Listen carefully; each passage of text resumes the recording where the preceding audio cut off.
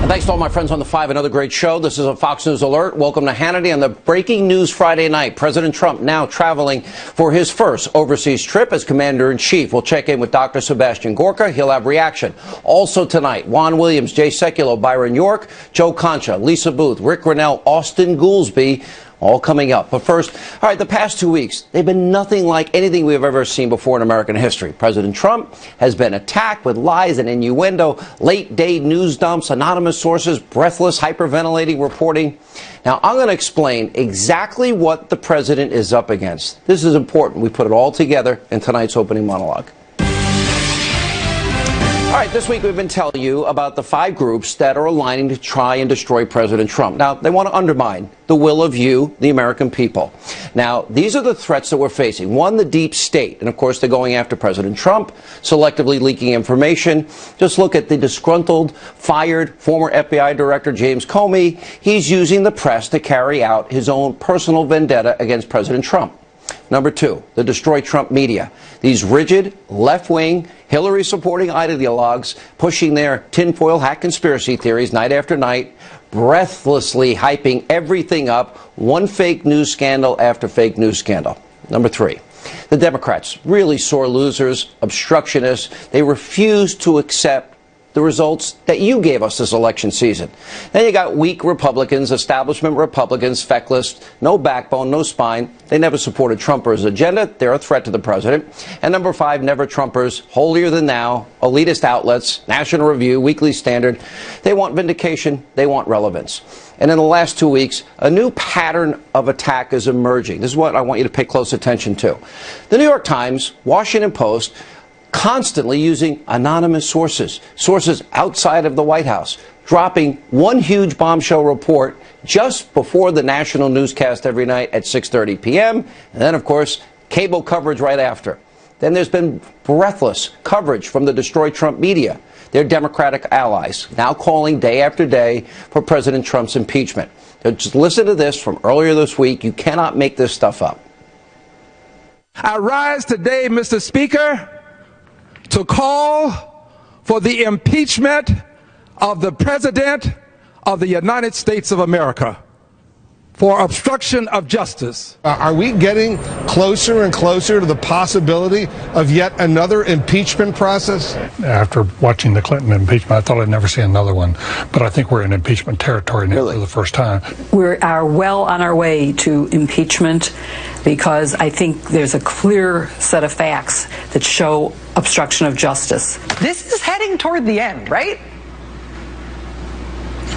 It has to be, right? It feels that way.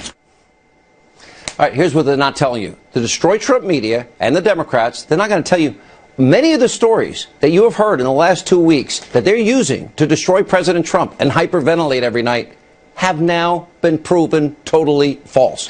Now let's start with the Trump-hating Washington Post. Last week, the Post reported that the Deputy Attorney General, Rod Rosenstein, he threatened to quit because of Comey's firing. Big alarms that night. Guess what? Rosenstein quickly shot it down. Somebody in the press actually asked him, and he sat on camera for an interview and said, no, he's not quitting, never threatened to quit. On the same day, the Washington Post, they alleged that before James Comey was fired, he requested more resources for the Russia investigation. That's why he got fired. Oh, big surprise, the Washington Post wrong again, because the acting FBI director, Andrew McCabe, testified the next day that he never heard such a request. And earlier this week, yeah, the Post is back. They thought they nailed President Trump. They ran a story claiming the president leaked classified information to the Russians during last week's Oval Office visit. But people that were actually in the room, now they cited people outside of the White House, they said the people in the room, it never happened. Also, the New York Times, they're trying to keep up, and they've been smearing Trump from day one. Earlier this week, the paper of record cited a memo from James Comey, which claims that President Trump asked the now former FBI director to end the investigation into retired Lieutenant General Michael Flynn, that he sent himself a memo. Now, the president, the White House, have strongly denied that this ever happened. And then, of course, there's the fact that the reporter who wrote the story never even saw the so-called memo. This is fascinating. Watch this. Why is it the Times has the story but not the memo? Well, I've been working on a story for the past few days about the fact that Comey had written these. We thought that that was pretty significant in and of himself. And then in the process of pushing on those doors this morning, I learned more about one of these memos, and someone that had seen them recounted details to me. Now, as we pointed out, and we have reported on this program, now, in January, if in fact they had a memo and he said that President Trump was trying to encourage him to obstruct justice, well, guess what? That would have been 2 felonies that James Comey would have committed, because James Comey has a legal obligation to report that immediately to the Justice Department, which, by the way, he didn't do. And then he testified in May and he said, guess what? Nobody ever tried to get me to obstruct justice. Whoops. And tonight, the New York Times is at it again. You can't make it up. And they're claiming that President Trump called James Comey, quote, a nut job. But go back to the memo. The Times alluding, the president trying to get the FBI to back away from Flynn. By law, he would have had to report this immediately to the Justice Department. He was so alarmed. Why didn't he say it immediately? Why didn't he report it immediately? Now, by not doing so, Comey may have broken the 2 laws we're discussing. They're up there on the side of your screen. Take a look at them. Then there's the fact that when Comey appeared before Congress on May 3rd, well, remember he was asked about the potential for interference with an FBI investigation. Wow, did that ever happen? Wouldn't it be big if it happened? This is what he said. So if the Attorney General or senior officials at the Department of Justice opposes a specific investigation, can they halt that FBI investigation? In theory, yes. Has it happened? Not in my experience, because it would be a big deal to tell the FBI to stop doing something that without an appropriate purpose. I mean, oftentimes they give us opinions that we don't see a case there, and so you ought to stop investing resources in it. But I'm talking about a situation where we were told to stop something for a political reason. That would be a very big deal. It's not happened in my experience. Not happened. President Trump did ask James Comey to stop looking into Michael Flynn. Wouldn't that have been the perfect time to bring it up? And he said it never happened. Remember, that meeting was in January. This is in May when he testified. And last week, during a congressional hearing, the acting FBI director, Andrew McCabe, he said there has been no efforts to impede the Russia investigation in spite of everything your friends in the news media that lie to you every night are telling you. I think the American people want to know, has the dismissal of Mr. Comey in any way impeded, interrupted, stopped, or negatively impacted any of the work, any investigation, or any ongoing projects at the Federal Bureau of Investigations? The work of the men and women of the FBI continues despite any changes in circumstance, any decisions. So there has been no effort to impede our investigation to date. What you're seeing play out here is a well-orchestrated, well-organized attack. They want to take down a sitting U.S. president. Democrats, the propaganda media, they're throwing everything they have at President Trump and the deep state. And now instead of working on making the country a better place, enacting their agenda, the president is now forced to spend the majority of his time defending the lies, the smears, the conspiracy theories.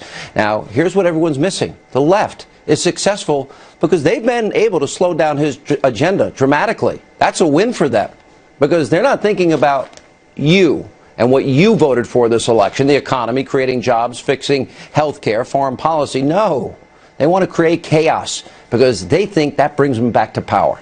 That's what's at stake here. Here with reaction from the American Center for Law and Justice, Jay Sekulow, the co-host of The Five, Juan Williams. Guys, good to see you both. Hello. Jay, let's this is very, very important. James Comey, if in fact he thought the president was obstructing justice and didn't report it, do those 2 felonies I put up, do they play out for him? Would he have violated the law? Sure. He had an affirmative obligation at that point to go to the officials within the Department of Justice and report that a crime had been committed, or at least an attempt at a crime had been committed, and he didn't do that. But I also would add one other thing. James Comey's not exactly a credible witness. This is a guy that's had to correct his testimony to Congress on multiple occasions. The most recent time was just a few days before he was fired. And you also had, you played the statement by Rod Rosenstein regarding there was all that rumors about him, threatening to quit. And he was also asked I think yesterday, he was asked if he stood by his recommendation that James Comey be fired. He said yes. The handling of the Hillary Clinton email scandal was a basis upon which James Comey should be fired. There you have it. Yeah, no scandal. That's the law. And he also laid out felony after felony that Hillary committed. All right, and that goes to the email server scandal. They didn't investigate the foundation, and we know that releasing intelligence like they did on Michael Flynn, we know that violates the Espionage Act. Juan, I guess my question for you is, when a story comes out and it turns out not to be true, like in this particular case, you know, how does the media get away with that? And they just keep making, as the Washington Post says, 3 mistakes in a week. Wow. Well, first of all, I guess you think they made a mistake. I'm not sure they think they made a mistake. But let's just look back at your monologue, Sean. I was really impressed. I mean, you blame the Weekly Standard, you blame the National Review, you blamed establishment Republicans.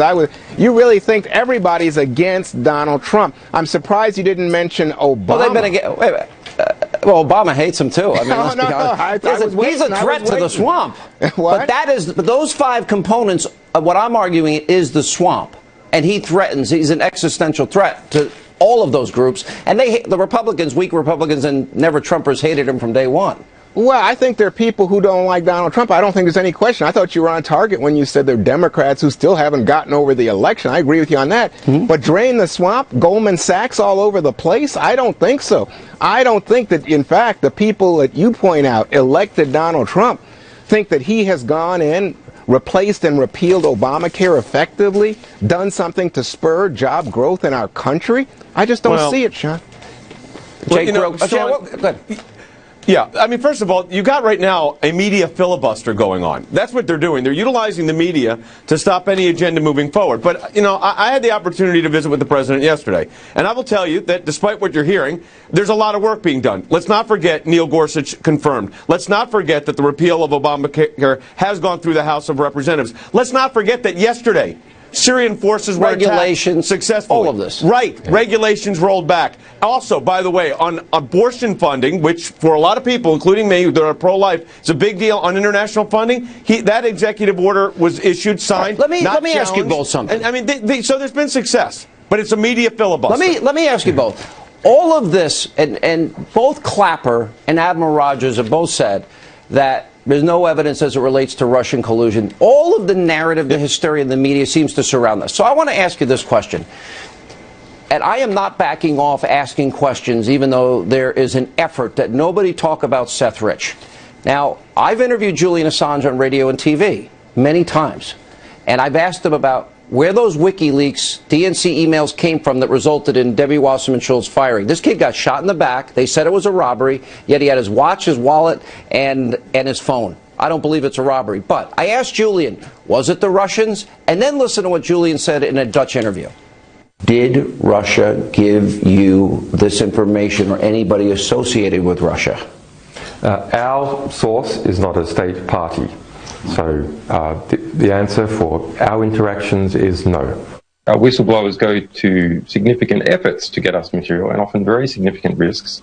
As a 27-year-old works for the DNC who was shot in the back, murdered just 2 weeks ago for unknown reasons as he was walking down the street in Washington. So that was just a robbery, I believe, wasn't it? No, there's no finding. So what are you suggesting? What are you suggesting? I'm suggesting that our sources take risks and they become concerned to see things occurring like that. But was he one of your sources then? I mean, we don't comment on who our sources are. By the way, my thoughts and prayers go out to this family. Jay Sekulow, and then I want Juan to really fully respond. If he says it's not Russia, and he comes so close to the line saying it was this kid. Let's put the kid out of it for a minute. I feel sorry for his family. But what if it was somebody that was so disgruntled in the DNC at how they cheated Bernie and how the fix was in? If that turned out to be true, that somebody did that, wouldn't that completely wipe out the entire Russia lie we've heard for months and months? Of course. And by the way, not only would it wipe that out, but Dianne Feinstein, the senator from California, when asked about evidence involving Russia collusion, she said she has seen to date none. So we've got Clapper, Feinstein, Sally Yates, The entire, no one has, this is a fake story. And the fact is, I understand why the media likes to deal with this, but the reality is that the leaks information, wherever the source was for WikiLeaks, wherever that source was, or whether that person's alive or not, the fact is it was the emails themselves that caused Hillary Clinton the problem, not the fact that they were leaked. I don't like leaks. No one likes leaks. That's such a good point. What was in it was the problem. Yep. But that was the problem. Juan, when you listen to Julian deny Russia, talk about one individual, but let's put aside the individual, knowing that Bernie was cheated and they stole it from him, and they colluded. Does that not raise eyebrows that this whole thing could be a lie to you? Well, what did Kevin McCarthy, the majority whip, say earlier? He said he thinks Putin's paying Trump. Now, that was before WikiLeaks. That was before anybody knew anything about that. Do you believe that? So do you let me believe just that say, Vladimir do I Putin believe is that playing? Kevin McCarthy said it? Yes. In fact, apparently there's a tape of that. Do you believe, Juan, you're a smart guy. Do you believe that Vladimir Putin paid Donald Trump, the President of the United States? I don't know. Remember, he won't release his tax returns. We don't know exactly what was being funded by oligarchs and other people. We don't know. So I don't want to believe that, and I don't have any evidence of it. So let me ask a question. Last question. Exit question. But I'm just telling you, when you ask me about is this evidence that Russia had nothing to do with it, I would say to you, come on, guys. They're cutouts, and we don't know what cutouts were used to feed that information to Assange. And why would you trust Assange when I've heard Sean Hannity and Jay Sekulow say this guy's a traitor to the United States? I got to roll. Good to see you guys. Up next on this busy breaking Friday news night, President Trump traveling to Saudi Arabia for his first overseas trip as commander-in-chief. Will he go on an apology tour? He's slated to give a speech about radical Islam on Sunday. I doubt it. Up next, Dr. Sebastian Gorka, and also tonight. The Vice President of the United States is either a sucker and a dupe for Donald Trump, is being set up that way to go out and lie again, or he's a liar. To destroy Trump, media continues with their biased, abusively biased reporting. We get reaction. Joe Concha, Byron York. Plus, disgraced former Congressman Anthony Weiner facing years behind bars after pleading guilty to sexting with a teen. And we'll check in with that on this busy news night. Straight ahead. Welcome back to Hannity. And tonight, President Trump is traveling to Saudi Arabia in the first stop on his first foreign trip now as president. This morning, before he left, President Trump tweeted, quote, "Getting ready for my big foreign trip will be strongly protecting America's interest. That's what I like to do." Now, while in Saudi Arabia, the president expected to give a major speech on the need to confront radical Islam. Joining us now, the deputy assistant to the president, Dr. Sebastian Gorka. I keep talking about the cycle, the breathless reporting, all the phony stories, New York Times, Washington Post, I mentioned them in the last segment. And here's the president.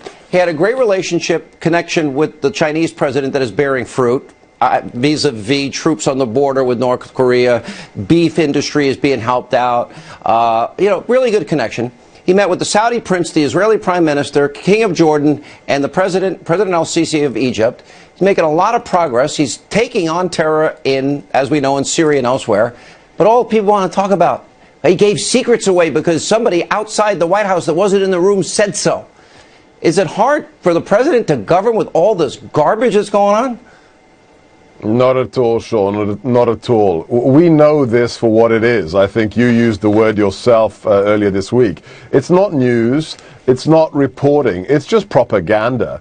And we have a mission that we had approved by the American people, and we're executing it. Look, if you had any idea, and I'm sure you do because you know these people, the feelings in the Middle East, in these countries that the president is going to visit, finally, there's American leadership. Finally, we're going to treat our friends like friends after 8 years of our allies and partners being shunned. And we're going to be victorious against groups like ISIS and Al-Qaeda. So, yeah, there's what the media says, and then there's reality. And we live in the world of reality, Sean, the president and his team. Dr. Gorka, you wrote a book about that we can defeat radical Islam. Is there this new emerging alliance, Israel, the Saudis, the Jordanians, and maybe the Emirates emerging that could be a force that could take on Iranian hegemony, radical Islam, and ISIS all at the same time and actually win? Absolutely. Look at part of the trip is going to include the closing of a $110 billion deal for Saudi Arabia that will help push back on Iranian influence, that will help secure the region. We can't talk about it here openly, but the relationship between Israel and key Arab Muslim nations of the region has changed dramatically in the last 16 weeks. Why? Because now they know with American help, with American leadership, we can secure that region and we can eradicate. Remember what the president said, we are going to obliterate and eradicate these groups. And finally, we have a commander-in-chief who will make that possible. You know, one of the things that I think I'm most concerned about is I didn't like Rex Tillerson's comments about, he seemed to be sort of using as a negotiating chip the idea of moving the capital to Jerusalem. I'm not sure if I agree with that. The second thing is it possible to have any peace with the Palestinians, for the Israelis, if they continue to pay terrorists and their families large sums of money, hundreds of millions of dollars, after they kill innocent men, women, and children, Israelis and Americans? I don't see how it's possible. Look, so first things first, there's no final decision on the capital, but you heard it from the vice president's mouth on the day of national independence for Israel. The president is very, very seriously looking at this issue. But there's the broader question of the larger deal, and this is related to it. To your second point, yeah, there has to be a fundamental change. There has to be a behavior modification if we're going to have peace in a deal brokered by this administration. It's not going to be another piece of paper. It's not going to be a nice summit somewhere. If this happens, it's going to happen for real because we have the world's best deal maker, but it has to happen only after certain things change with regards to exactly those issues you discussed, with regards to terrorism, payment of terrorist families, and other key issues. One thing I know is not going to be happening, Dr. Gorka, this is not going to be an apology tour. That will be refreshing. Good to see you. And coming up on this busy, breaking Friday news night here on Hannity. There have been a couple who have been perhaps treated more unfairly or as unfairly. Let's talk about, I don't know, Barack Obama. All right, The View's Whoopi Goldberg says that President Obama was treated, well, just as unfairly or even more so than President Trump. We have a new study just released. It proves that's not true. We'll get reaction from Joe Concha and Byron York, and also on this busy Friday news night. When you saw him absolutely calling Hillary crooked, the lock her up, all of that was developed. I think that was developed strategically with people from the Kremlin. Vladimir Putin did it. Of course, the Democrats won't stop pushing the bizarre tinfoil hat conspiracy theories. Lisa Booth, Rick Cornell weigh in. Also, disgraced former Democratic Congressman Anthony Weiner pleading guilty to sexting with a teenager.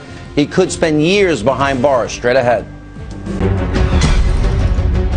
Welcome back to Hannity tonight. Time for our fake news roundup. Over the past 24 hours, the mainstream media's coverage has been downright vicious. You can't make this stuff up. It's every single hour of every day. Are there echoes of Watergate here in your mind with this type of response by the president, the combativeness over this? There certainly are. The obvious parallel is with President Nixon in his late days. Even his allies see him as a 70-year-old impulsive, needy adolescent who does not know his job and has no sense of strategy. Donald Trump actually sounding far less articulate than the president of Colombia, who actually seems to speak our language much better than Donald Trump. Mike Pence, the vice president of the United States, is either a sucker and a dupe for Donald Trump, is being set up that way to go out and lie again, or he's a liar. There is no middle ground. Now, I want you to keep that montage in mind when you listen to this clip from The View's Whoopi Goldberg, who recently said President Obama was treated much worse than Donald Trump. Really? What's this? You know, I did want to point out, and there have been a couple who have been perhaps treated more unfairly or as unfairly. Let's talk about, I don't know, Barack Obama. This guy went through it for 8 years and came out still a man. I'm proud. Whether you like what he did, I'm proud of him. Maybe Whoopi didn't see the new Harvard study, because that found Trump's coverage during his first 100 days set a new standard for negativity. In fact, the study shows a whopping 80% of President Trump's media coverage has been negative, compared to just 41% for Obama. Joining us now, Fox News contributor Byron York, and from the Hill, Joe Concha. All right, Joe, we know it, we see it, it's every night, but there's one thing you can't measure is the breathless intensity that also goes along with the coverage. Oh, tone is definitely a factor here, Sean, no question about it. But peel the onion off this study. It is fascinating. As a media reporter, I loved really digging into this. Let me just make 3 quick points here.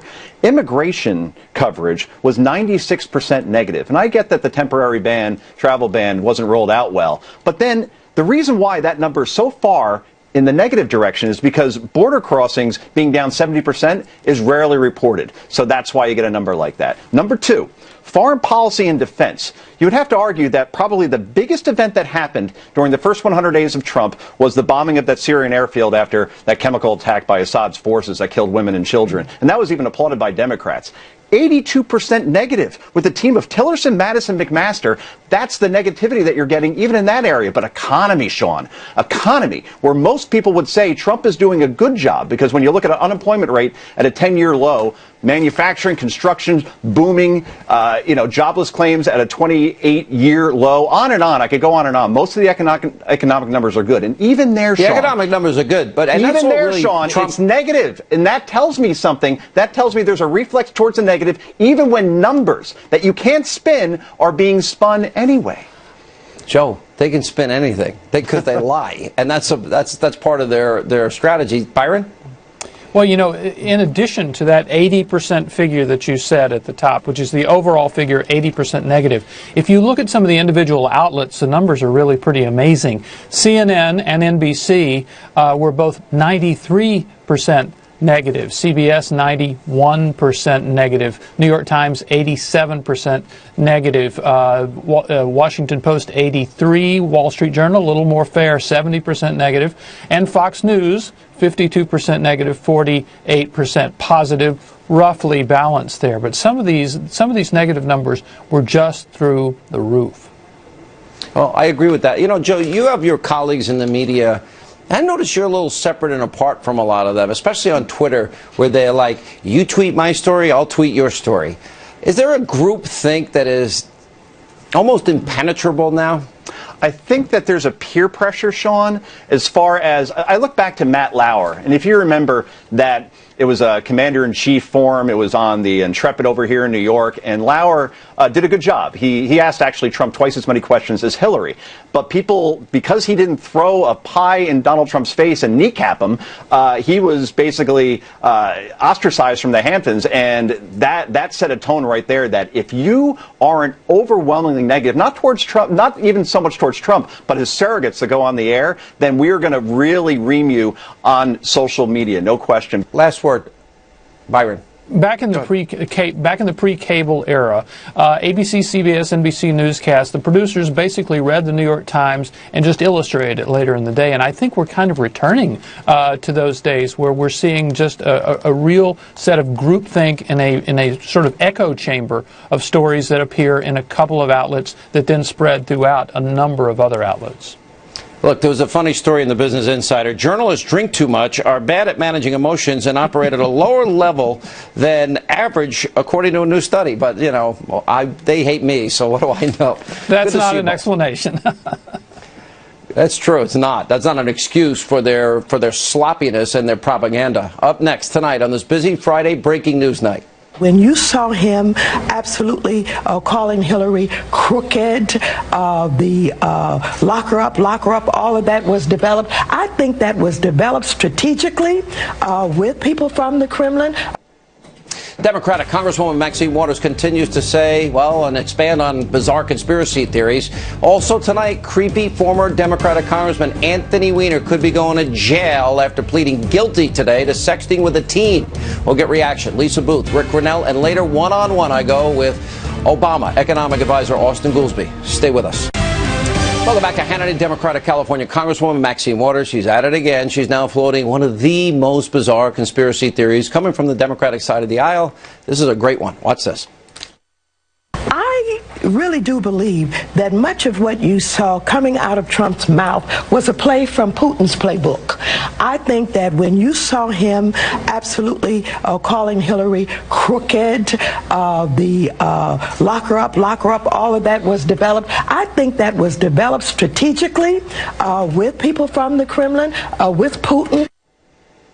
Now, Congresswoman Waters, she didn't stop there. Naturally, she went on to predict Donald Trump's impeachment, all while admitting she has no evidence to back up her accusations. Take a look. Just to be clear, there has been no actual evidence yet. No, it has not been. Okay. I just want no, to it make has it not. clear. And I want you to know, every time I've talked about impeachment, I've said we've got to connect the dots, we've got to get the facts, we've got to do the investigation. That is what leads to impeachment. And I also said that Trump will lead us right there. And also tonight, another sad development in the life of disgraced former Democratic Congressman Anthony Weiner. He pled guilty today to one count of sending obscene messages to a minor. Now, as part of a plea deal for sexting an underage girl, well, earlier in court, well, Weiner sobbed as he was entering his plea, telling the judge, quote, "I have a sickness, but I do not have an excuse." Weiner now faces multiple years in prison and will have to register as a sex offender. Joining us now, Lisa Booth, former spokesman for the U.S. ambassador to the UN, Rick Grinnell. Lisa, you know, I didn't think it could get any better than Dan Rather saying that Donald Trump is now the hunted by the media. I think Maxine Waters got pretty close with the lock her up came from Putin. Yeah, absolutely, Sean. And I hate to be mean here, Sean, but there's a little bit of a humor in Maxine Waters talking about connecting the dots, because this is a woman who on an interview just recently couldn't explain what the Democratic Party stood for outside of their resistance to President Trump. This is a woman who had also previously said that Comey had zero credibility, but in an interview struggled to explain why someone with no credibility shouldn't be fired. So there is a little bit of humor for her to talk about connecting the dots when, you know, she's not exactly known for having credibility herself here. But you're right, Sean, we should be dealing with facts. And I think that the media has largely been interested in search of a narrative instead of the facts. I don't even know. Vladimir gave Trump and his audience at his town halls lock her up. Really, Rick? I mean, I don't even know what zone we're entering here anymore. It's gotten so bizarre. Yeah, look, and it's a byproduct of anonymous leaks. And no one should be surprised that the public or Congress or 68 members of Congress who didn't show up for the inauguration somehow are believing these anonymous leaks. Look, I think that the leaks are a very serious problem because they are not whistleblowers, these leakers. They're not speaking truth to power. This is politics. This is about 2020. And we have a major problem when intelligence officials are politicizing their work in order to further some political partisan goal. I think they need to be fired. You need to find them and fire them. Agreed. Every single leaker is not helping America. They may think that they are. They may think they're a whistleblower. And the media are never going to tell us who this person is or what the position is. We don't even know if they're actually inside the government, Sean. Well, I would imagine they are in the deep state. That's my suspicions, my deeply held suspicions. But, you know, think about it. Dan Rather, I can't believe these words are flying out of my mouth. He's kind of right. He was just, they are hunting the president. He's the hunted. And it's the deep state, it's the Democrats, it's the media. They're hunting him. Well, and Sean, I think it's really sad because there's not a lot of credibility there left with the media. They have gotten so much wrong, even just with the firing of James Comey recently, in saying there were reports that he was fired because there weren't enough resources. But we know that is not to be true because the acting FBI director, Andrew McCabe, told us so under sworn testimony. There was also reports that the acting AG in regard to the Russia case, Rod Rosenstein, was going to ask or resign, and that ended up not being true either. So I mean, there's just been so much false reporting that I think it's just really sad because Americans don't know what to believe. Rick, last word. Look, I think that we must find each and every leaker because it's really doing a disservice to democracy. We had an election. We have a lot of reporters who aren't doing journalism. They're getting handed anonymous leaks. That's not journalism. We have to get back to journalism. We have to get back to the fact that we had an election. Reporters who are upset about the election or individuals inside the intelligence community who don't like the outcome must be stopped. This cannot continue. And the Democrats, I urge them to think about this. This is just the slippery slope. If it happens to Trump, it's going to happen forever. And our country's at risk. Right. We got to stop this. Well, no, these unnamed deep state bureaucrats, they'll decide, not the people. That's scary. Thank you both. When we come back, Thanks, President John. Trump set to unveil his budget proposal next week. The prior administration left it with a complete mess. One-on-one, me and former economic advisor for Obama, Austin Goolsbee. Welcome back to Hannity. So President Trump's first budget will be released next week, and we are getting a sneak peek at what it will include. According to reports, the president is planning to propose $200 billion in infrastructure spending over 10 years. There will also be substantial cuts to food stamps and other programs. President Obama, well, he left President Trump with an economic mess, and this is just one step needed to clean it all up. Will it work? Joining us now, former Obama economic advisor, Austin Goolsbee. You know, there was a report out this week, and I thought of you, because we're such good friends. So we didn't have, for the first time ever, our sitting president never reached 3% GDP growth ever in the history of the country for a single year. We might have 4% growth next month alone. I'm sure that would make you feel very happy, and the Trump effect would make you very gleeful. Well, Sean, I love coming on and talking to you, though even in just that sentence, you confused two numbers. President Obama hit 3% on a quarterly basis, which I predict Donald Trump probably will this next quarter. He's the only it was less than 1% he's the only president last quarter. ever in a year. He's the only president in the history of the country never to reach 3% growth in a year. I said that. For the whole year. That's correct. Yes, Donald Trump had less than 1% in the first quarter, and now if he gets a single quarter with all due above respect, 3%, what's the Obama date he became the president? What's the date Donald Trump became president? I know you know history, you know civics, right? It's one of the darkest days in our recent memory, January 20th. But the bottom line is that would be Obama's month and Obama's quarter. If you look down the list, I think there was one quarter in 8 years, maybe two, that he got 3%. That's it. Look, the rest under two. Sean, that's a fact. You are a believer, and that's one of your most endearing qualities. But even you're going to pat me on the head and patronize me. Go ahead, pat me on the head. Even a believer, it's okay for you to admit that Donald Trump has disappointed you and that you had falsely placed faith in what he was going to do. You know, hang on one second. He's doing what you want. We have argued on this program for years, and I have kind of playfully admonished you as being the architect of, let's see, the lowest labor participation rate since the 70s, 13 million more Americans, food stamps, 8 million more in poverty, worst recovery since the 40s, lowest home ownership rate in 51 years. So you kind of want to flip it on me because you supported, and a doubling of the debt, which is irresponsible and unpatriotic, according to somebody. All I want to do is take out the Bush recession and start it from that. But continue. You know what I'd like to do? I would like to take out the incorrigible years that the police took me home to my mother. But that's not the way life works. That's not the way history works. That was 2 years ago. My mother's been gone a long time. Rest her soul. So, look, I would think I'm never going to win this argument. It's an old argument between us. I agree with that. You won't. All right. Because I do win. Facts say a lot of things. But I guess the thing is, I would hope that you think that America needs what the president's offering. I'm not so sure I love all the infrastructure, but I do love the tax cuts. I love repatriation. I do love energy independence, the jobs that could be created in the process of getting there. Are those things we can agree on? I think we can agree that we want to get the growth rate higher, for sure. I would love it if we could have a sustained growth rate that was above 3%, not just for 1 year, for 10 years. That'd be wonderful. Right. Now, I have some problems with some of the things that Trump is proposing to do because I think they're redistributive, nonsensical, don't increase the growth rate. But if he did some solid infrastructure, that'd be good. If he had decent tax reform, that'd be good. Yeah, but the infrastructure, what I like about it is it's going to do private-public partnerships. All right, Austin, I still like you, and please tell your better You always half have a good time, man.